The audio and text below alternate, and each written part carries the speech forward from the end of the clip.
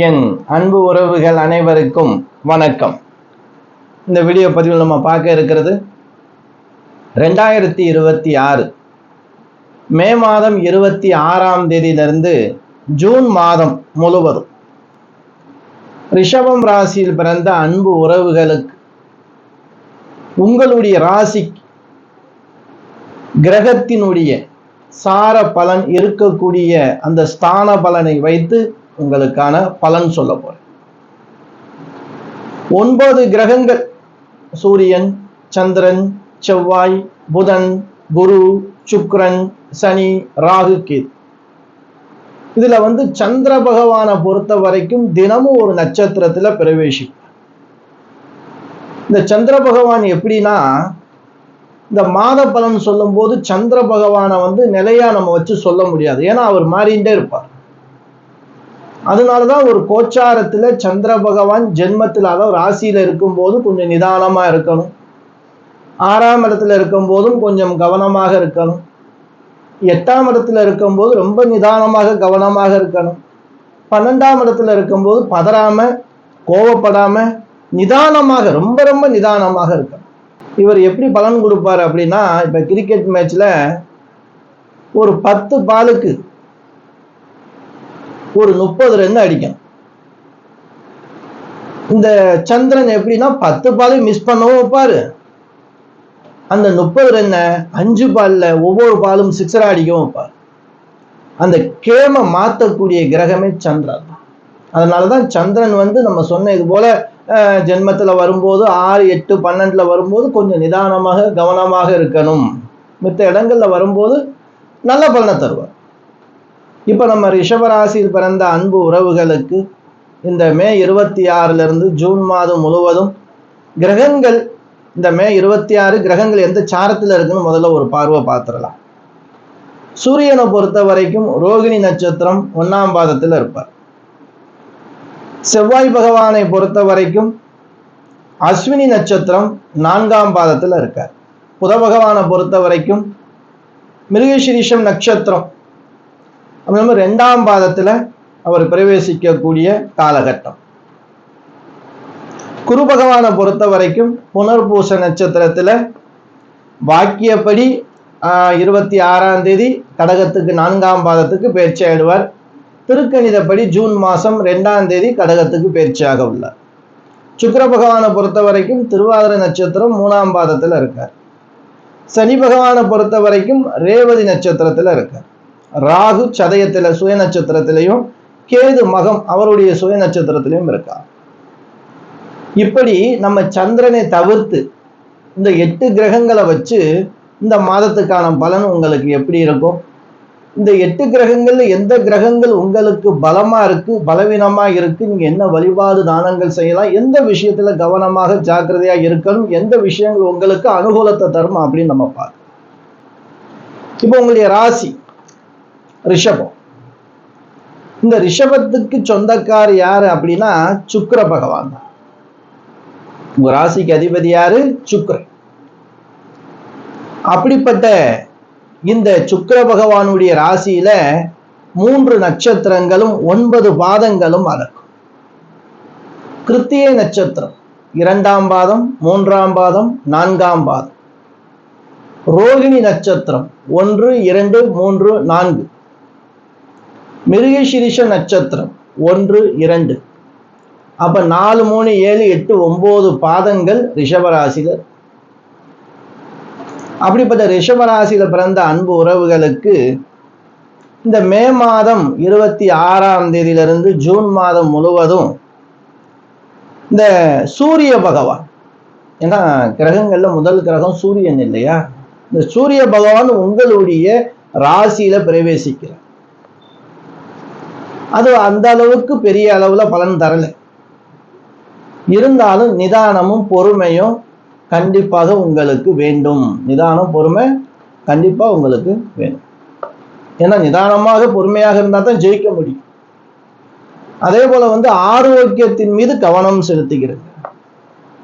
எனக்கு தெரிஞ்சு உடற்பயிற்சி பண்ணு, காலையில கொஞ்சம் சீக்கிரம் எழுந்து கொஞ்ச நேரம் உடற்பயிற்சி பண்ணி அப்படின்னா கொஞ்சம் சுறுசுறுப்பா இருக்கும். இல்லைன்னா ஒரு மந்த நிலையும் தேவையில்லாத உடல் சோர்வுகளும் தேவையில்லாத குழப்ப சிந்தனைகளும் உருவாகும். செவ்வாய் பகவானை பொறுத்த வரைக்கும் உங்க ராசிக்கு 12ஆம் இடத்துல இருக்கார். தேவையில்லாத விரயங்கள் வரும். கொஞ்சம் கட்டுப்பாடா இருந்துக்கிட்டா ரொம்ப நல்லது. ஒரு துணி கடைக்கு போறோம், அங்கே போனோம்னா ஒரு 1000 ரூபாய்க்கு பொருள் எடுக்கலாம்னு சொல்லிட்டு போவோம். அங்கே பார்த்தா ஒரு 7000 8000 நமக்கு செலவாயிரும். ஏன்னா நம்ம கூட வர்றவங்க செலவழித்து விட்டுருவாங்க. கூட வருவாங்கன்னு யாரு? பிள்ளைங்க, மனைவி, அப்பா அம்மா யாரை கூட்டிட்டு போனாலும் அப்படி இப்படின்னு போய் உங்களுடைய பட்ஜெட்டை மீறி அதிகமாக செலவாகிறதுக்கு வாய்ப்பு இருக்கு. அதனால அந்த விஷயங்கள்ல கொஞ்சம் கட்டுப்பாடாக இந்த மாசம் இருந்துக்கிட்டா கொஞ்சம் நல்லா இருக்கும். அந்த புத பகவானை பொறுத்த வரைக்கும் 2ஆம் இடத்துல இருக்க ரொம்ப விசேஷம் தான். புத பகவான் உங்களுக்கு ஒரு 100% நல்ல பலனை தர. அதனால புதன்கிழமையில நவக்கிரத்துல இருக்கக்கூடிய புத பகவானுக்கு ஒரு 2 நெய் தீப விளக்கேற்றி புத பகவானே கொடுக்குற நன்மையை தவறாம எனக்கு நல்லபடியா கொடு அப்படின்னு சொல்லி பிரார்த்தனை பண்ணிக்கிறது. நல்ல விஷயம் நடக்கும். அடுத்து குரு பகவானை பொறுத்த வரைக்கும் தேவையில்லாத கொஞ்சம் விரயங்களை கொடுக்கக்கூடிய காலகட்டத்துல தான் இருக்கார். இங்கும் கொஞ்சம் விரய செலவு. அப்போ கணக்கு போட்டு பார்த்தா கொஞ்சம் விரயங்கள் அதிகமா இருக்கு உங்க ராசி. விரயத்தை கட்டுக்குள்ள கொண்டு வாங்க. தேவையில்லாத பண செலவுகளை செலவு கொள்ளாமல் எதற்காக செலவிட வேணுமோ அதற்காக செலவழிச்சுக்கிறோங்க. ஒரு விஷயத்துக்காக போறோம், ஒரு பசிக்கு சாப்பாடுக்காக போறோம், பசிக்காக நம்ம சாப்பிட போறோம், ருசிக்காக என்ன பண்ணுவோம், மேற்கொண்டு ஒரு 1000 ரூபாய் 2000 ரூபாய்க்கு பில்லு போடுற மாதிரி வச்சுக்கிறாரு. ஏன்னா இந்த காலகட்டத்துல நம்ம பணத்தை மிச்சம் செய்தால் நல்ல விஷயத்துக்கு செலவாகும் அப்படின்னும் சொல்லப்படுது. தேவையற்ற செலவுகள், தேவை இல்லாம ஃப்ரெண்ட்ஸுகளோட சேர்ந்து வெளியில போய் செலவு பண்ற விஷயங்கள்ல கொஞ்சம் கண்ட்ரோல் இருந்துக்கிறங்க. ஏன்னா உங்க ராசியை பொறுத்த வரைக்கும் நான் பார்க்குறேன், நான் செலவு பண்றேன்னு முன்னாடி போய் நின்று செலவு பண்ணிட்டு ஏன்டா செலவு பண்ணும் அப்படின்னும் அப்புறம் மனசை குழப்பிக்கிட்டு உட்காரக்கூடிய ராசி தான் ரிஷப ராசி. சுக்கிரன், சுக்கிர பகவானை பொறுத்த வரைக்கும் உங்களுக்கு ஒரு நல்ல, ஏன்னா உங்க ராசி அதிபதி 2ஆம் இடத்துல இருக்க. அதனால எவ்வளவுதான் செலவுகள் வந்தாலும் அந்த செலவு பெருசா உங்களுக்கு தெரியாது. எங்கே வராரும் பாருங்க சுக்கிரன். இந்த கிரகங்கள்லாம் உங்களுக்கு விரயங்களையும் செலவுகளையும் கொடுக்கறதுக்கு ரெடியா இருந்தாலும் சுக்கிர பகவான் எப்படி அல்ல நீர் வந்துகிட்டே இருக்குன்னு சொல்லுவாங்களே, ஊத்தெடுத்து வந்துகிட்டே, அதே போல வருமானங்கள் உங்களுக்கு நல்லா இருக்கும். இந்த மாசம் கை நிறைய காசு வந்தாலும் அப்படி செலவுகள் அதிகமாக இருக்கும். இருந்தாலும் பெருசா உங்களுக்கு பாரமா தெரியாது. ஏன்னா தெரியாதுன்னு சொல்றதுக்கு என்ன காரணம்னா சுக்கிரனும் உங்களுக்கு பலமா இருக்கார். 2ஆம் இடத்துல இருக்காரு. தனம் வாக்கு குடும்பஸ்தான். அதனால குடும்பத்துக்காக செலவு பண்றது நல்ல விஷயம்தான். அந்த செலவு உங்களுக்கு மகிழ்ச்சியை தரும் அப்படின்னு சுக்கிர பகவான் இங்க உங்களுக்கு சொல்லிட்டார். ஏற்கனவே விரயங்களுக்கும் செலவுகளுக்கும் ரெடியா இருந்த கிரகங்களுக்கு மத்தியில் அந்த சுக்கிர பகவான் அதெல்லாம் பரவாயில்ல, பார்த்துக்கிறலாம், எவ்வளவுதான் செலவானாலும் அப்படின்னு அந்த செலவு பண்றதுக்கு தக்கன நமக்கு வரவையும் அதிகமாக கொடுக்கக்கூடிய காலகட்டத்தில் சுக்கிர பகவான் துல்லிதமா உங்களுக்கு 100% பலன் தர்றார். அப்போ புதனும் சுக்கிரனும் உங்களுக்கு நல்ல யோகமான நிலையில இருக்காங்க இந்த மாசம். அடுத்து பார்த்தோம்னா சனி பகவான். இந்த சனி பகவானை பொறுத்த வரைக்கும் மீன ராசியில இருப்பார். மீன ராசிங்கிறது உங்களுக்கு என்ன அப்படின்னா 11ஆம் வீடு லாபஸ்தானம்.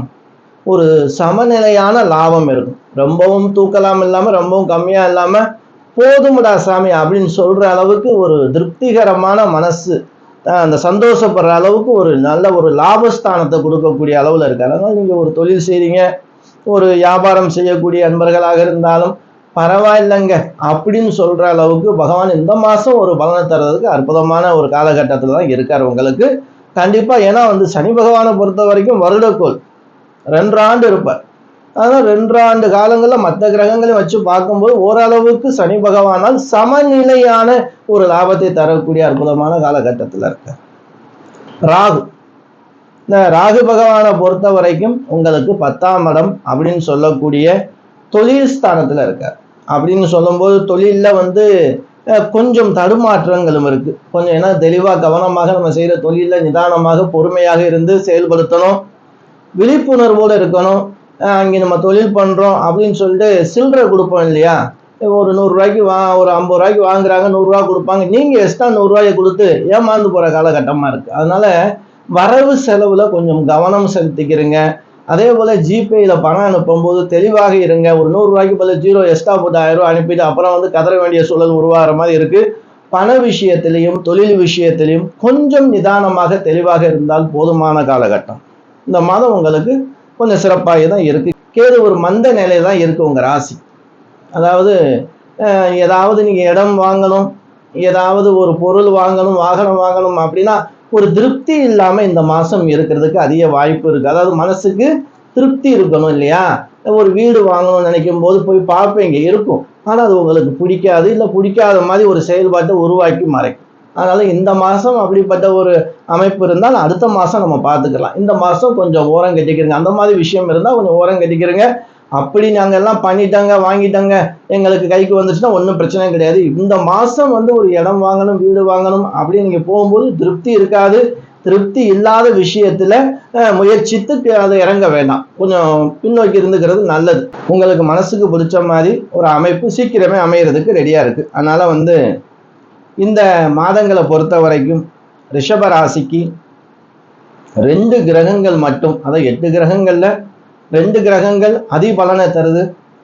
சனி பகவான் சமநிலையில ஒரு பலனை கொடுக்கிறார். மற்ற கிரகங்கள் எல்லாம் ஓரளவுக்கு நன்மை செய்யாட்டாலும் ஓரளவுக்கு சிறு சிறு தொந்தரவுகளை கொடுக்கறது போலதான் இருக்கு. இதற்கு மொத்த வழிபாடு என்ன அப்படின்னா, விநாயகர் ஆலயம் சென்று விநாயகர் பெருமானுக்கு ஞாயிற்றுக்கிழமை அல்லது சங்கடகரா சதுர்த்தியில அருகம்புல் கொடுத்து உங்க பேர்ல அர்ச்சனை பண்ணிக்கிறங்க. பசுமாட்டுக்கு காய்கனி தானம் கொடு. இந்த தானத்தையும் இந்த வழிபாடையும் செய்தால் போதும், நல்ல விஷயம் ரொம்ப நடக்கும். அன்பு உறவுகளே, இந்த வீடியோ உங்களுக்கு பயனுள்ளதாக இருந்துச்சு அப்படின்னா உங்கள் உறவினர்கள் நண்பர்கள் எல்லோருக்கும் ஷேர் பண்ணுங்க. நம்ம வீடியோவை சப்ஸ்கிரைப் பண்ண மறக்காதீங்க. அன்பு உறவுகளை, மீண்டும் ஒரு நல்ல வீடியோவில் சந்திக்கும் வரை நான் உங்கள் ஈஸ்வரன் சீதாராம ஜோதிடர். என் அனைத்து அன்பு உறவுகளுக்கும் வணக்கம்.